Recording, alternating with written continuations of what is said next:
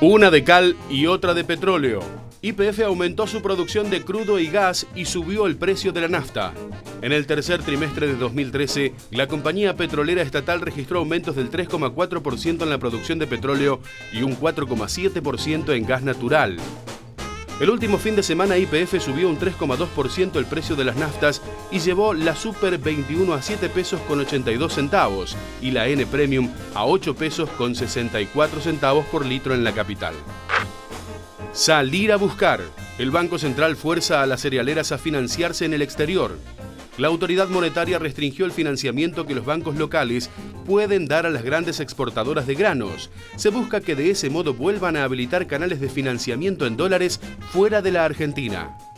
Su pregunta no molesta. El Papa envió un cuestionario a los obispos de todo el mundo sobre los temas más ríspidos para la Iglesia. Las 39 preguntas de Francisco incluyen cuestiones como los divorciados vueltos a casar, el matrimonio entre personas del mismo sexo, el aborto y los métodos anticonceptivos. Para Bergoglio se trata de una reflexión urgente y necesaria y debe tener respuesta en enero de 2014. Un psicólogo ahí. El gremio de los maquinistas reclama un control psicológico para los conductores de trenes.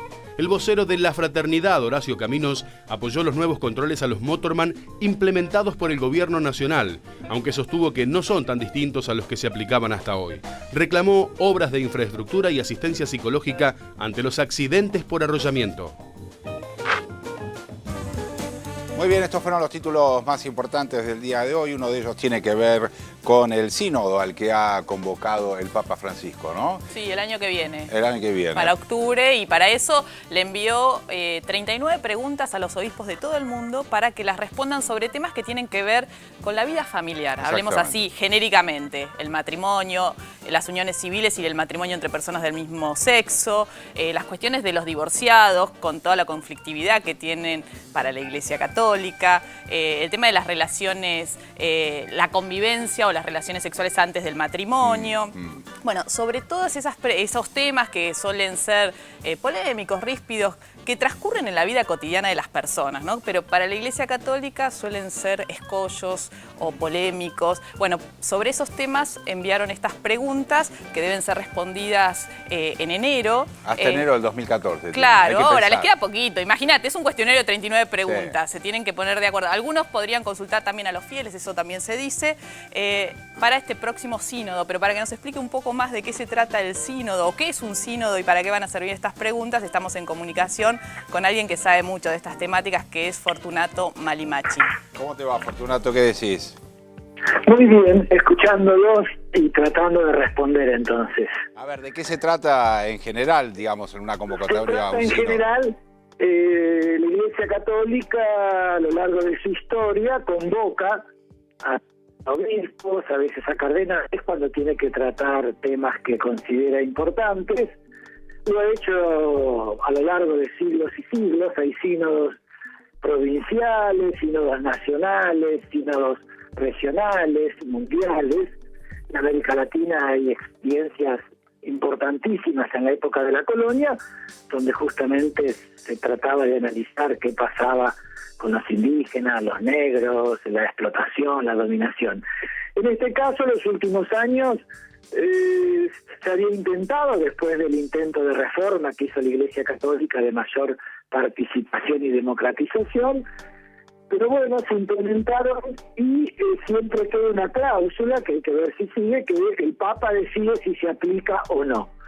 En esto, la Iglesia Católica es una autoridad muy fuerte. Los últimos, sea Juan Pablo II, sea Ratzinger, habían decidido que por el momento no se aplicaba. Lo que hace ahora Bergoglio es algo distinto, es decir, consultar. Y acá viene algo que decían ustedes, que hay que ver si se hace, de qué manera. Se consulta a los obispos pueden saber que ellos saben, o, me parece lo más importante, consultar a los fieles. Y ahí viene un problema que se considera fieles. Si es simplemente los que van al templo, que usted sabe el trabajo que nosotros publicamos en un atlas de las creencias religiosas, solo muestra que es el 7 o el 8% de toda la población, o tratar de interpretar al conjunto de los fieles. Fortunato, Mariana Carvajal, Fortunato. Como en muchos otros países, sí. Mariana Carvajal te saluda, ¿cómo estás? ¿Cómo te va? Te Bien. interrumpía un poco para meterte una pregunta que tiene que ver con qué podemos esperar de estas preguntas o de las respuestas que se brinden en este sínodo. Digo, ¿uno puede esperar que haya cambios en algo con respecto a la De doctrina? las respuestas podemos saberlas de antemano. En el caso de la sociedad argentina, mayoritariamente católica, la mayoría aprueba que las personas se puedan divorciar y seguir siendo católicas. La mayoría aprueba que en ciertas circunstancias se puede abortar. La enorme mayoría aprueba las relaciones prematrimoniales, el uso del preservativo, la educación sexual, proyectos de salud reproductiva.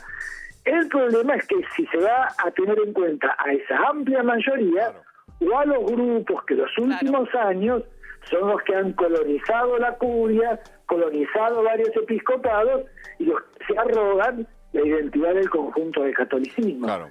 Uno podría saberlas ya las respuestas. En ese sentido, Fortunato, te quiero preguntar si estás viendo de parte del Papa Francisco una movida a partir de esta convocatoria hacia adentro de la Iglesia en términos políticos para ver si reacomoda efectivamente una situación que hoy pareciera serlo tiene dentro, vamos a llamarlo así, vulgarmente, disculparme la palabra, una interna con la curia romana.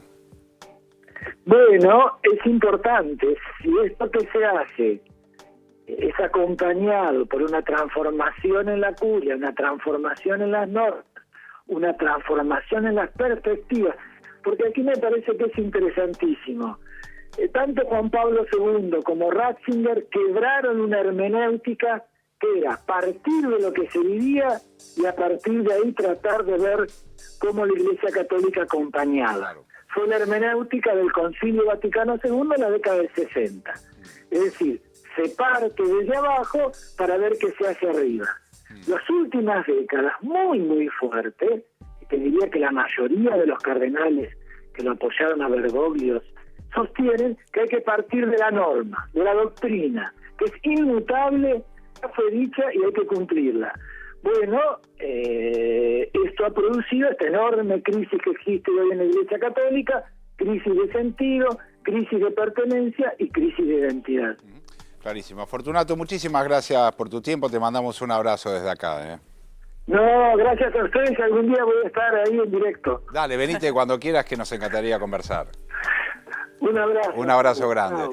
Fortunato Malimachi es un importante investigador del CONICET y es profesor de la Universidad de Buenos Aires, allí del Seminario Sociedad y Religión, una de las personas que realmente sabe y estudia las políticas y los problemas de la Iglesia, sobre todo los problemas de la Iglesia también con sus fieles, ¿no? Es una temática, por cierto, bien interesante. Y para profundizar un poco más respecto de lo que estábamos hablando, para que ustedes sepan de qué se trata este combo de preguntas que el Papa les está haciendo a los obispos. Hay preguntas como, por ejemplo, existe en el país, me voy a sacar los lentes, existe en el país una ley civil de reconocimiento de las uniones de personas del mismo sexo equiparados de algún modo al matrimonio, es decir, empieza a hacer alguna serie de preguntas que tienen que ver con los temas familiares, básicamente allí en la Iglesia donde está debatiendo desde hace muchos años. Como decía recién Fortunato del Concilio Vaticano II, hay una discusión sobre el tema familia para la Iglesia Católica. Cuestiones que tienen que ver con la anticoncepción, exacto, ¿no? Con el aborto también. Las relaciones prematrimoniales. Las convivencias. Los divorcios, qué hacer con un divorciado, si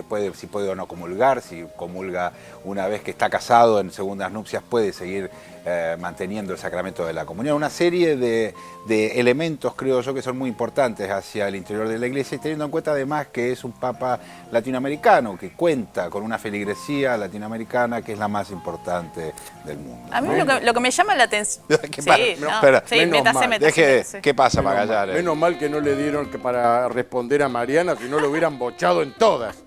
¿No? Porque la barbaridad.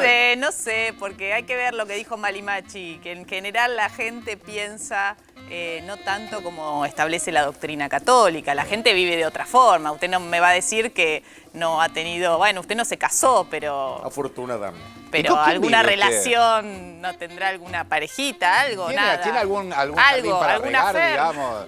Disculpe que se lo... ¿Algún jardín para regar, digamos? ¿Tiene alguna florcita para regar usted? ¿O? Está diciendo. No sé, no es tampoco tan... Yo solo estoy casado con el periodismo independiente. Y si tengo que compartir algo con alguien, compartiré la celda con Joaquín Morales Solá. ¿Vio que pidió que lo metan preso? ¡Está loco! No, no pidió eso, estaba haciendo una crítica. Bueno, Mezclé todos los temas, pero estaba hablando usted, María. Está muy bien. Eso colorado, como dijo Morales Solá, Ay, ¿por dónde vamos a ir a parar, Valderrama? ¿Qué contestaría Morales Solá? Ay, ay, ay. Estimados Ayat, vamos a cambiar de tema, ¿le parece? Vamos a lo serio. Bueno, eso sería una exageración, digamos, ya a esta altura del partido. No, porque hay dos títulos que veíamos recién en la apertura de títulos que tienen que ver obviamente con temas económicos. Uno de ellos pasa por la situación de YPF y el aumento en la producción de crudo y de gas, y el otro título que veíamos también en la apertura tiene que ver con esta situación del Banco Central y las cerealeras para básicamente evitar, entiendo yo, estimados Ayat, la salida de dólares de la República. Que traigan dólares. Claro. Que traigan dólares. Empezamos por esto último. Habitualmente las grandes cerealeras hacen sus exportaciones. La cuestión es que a la vez antes le compran los granos a los productores. Entonces ahí hay como un periodo de tiempo donde se necesita prefinanciar esas exportaciones. Sí. Necesitan un crédito. Vamos a traducirlo. Necesitan un crédito. Y lo sacan en pesos. Bueno, hasta el año pasado traían los dólares del exterior con créditos que conseguían en el exterior a una tasa muy baja y traían los dólares. Traían los dólares, lo depositaban en el Banco Central les daba los pesos para que les pague a los productores. Sí. Esta era la secuencia. ¿Qué es lo que pasó este año? Dejaron de traer los dólares del exterior y empezaron a tomar créditos del sistema financiero local en pesos. Esto simplemente por un beneficio, si querés, financiero, bicicleta financiera, como quieras denominarlo. La cuestión es que dejaron de entrar los dólares, utilizando créditos del sistema financiero local. Crédito que podía ir a otros sectores por ahí más necesitados que las grandes cerealeras. El Banco Central, por diferentes medidas, dio la orden que basta de créditos en pesos a estas grandes cerealeras que siempre estuvieron consiguiendo créditos en el exterior en dólares para que lo ingresen a las reservas. Porque está en juego 2.000 millones de dólares. 2.000 millones de dólares en las reservas, que las reservas están siendo atacadas por diferentes lados. Entonces el Banco Central dice por dos lados, por 2 puntos. Uno, traigamos los dólares porque así, como ha sido siempre, así se mantienen en un buen stock las reservas. Y por otro lado, que el sistema financiero le preste a los que lo necesiten. Entonces, en ese juego a dos bandas tomó la medida que ayer se dio a conocer y hoy la estoy explicando. ¿Y van a decir que sí, la cerealera? Me quedé pensando en eso, ¿sí? Sí, ¿hay ánimo de que sí? Mirá no, vos. porque hay los bancos no pueden seguir prestándoles. Ah, ok. O sea, se le prohíbe a los bancos, a ese cliente... Se le pone límite. Porque no, pero ¿sabes por qué? Es una restricción. ¿Sabes lo que pasó? Que las cerealeras se habían comprometido de palabra ante la presidenta del Banco Central, Mercedes Marcó del Pon, y el viceministro de Economía, Axel Kicillof, y dijo, sí, bueno, vamos a traer los dólares.